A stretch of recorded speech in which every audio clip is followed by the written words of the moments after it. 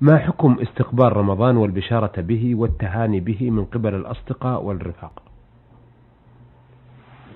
رمضان شهر عظيم، شهر مبارك يفرح به المسلمون، وكان النبي صلى الله عليه وسلم وأصحابه يفرحون به، كان النبي يبشر أصحابه بذلك، فإذا فرح به المسلمون واستبشروا به وهنأ بعضهم بعضا في ذلك فلا حرج في ذلك، كما فعله السلف الصالح، لأنه شهر عظيم مبارك يفرح به لما فيه من تكفير السيئات وحط الخطايا والمسابقة إلى الخيرات في أعمال صالحات أخرى.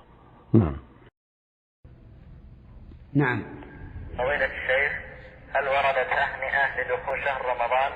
وإذا هنأني شخص ماذا أقول له جزاك الله خيرا؟ نعم، ورد عن السلف أنهم يهنئوا بعضهم بعضا في دخول رمضان ولا حرج في هذا، فيقول مثلا شهر مبارك أو بارك الله لك في شهرك أو ما أشبه ذلك، ويرد عليه المهنأ بمثل ما هنأه به، فيقول مثلا ولك بمثل هذا، أو وهو مبارك عليك،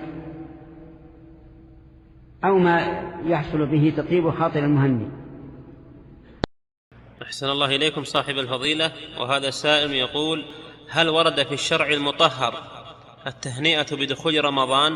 وهل من دعاء معين أو تهنئة معينة في ذلك؟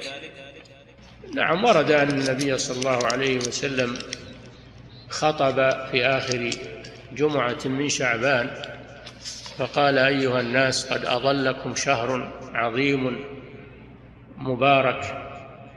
فهذا يعطي البشارة بقدوم شهر رمضان، لأن الرسول صلى الله عليه وسلم أخبرهم بأنه قدم عليهم شهر وأنه مبارك وأنه عظيم، فكأن هذا بشارة لهم وحث لهم على اغتنامه.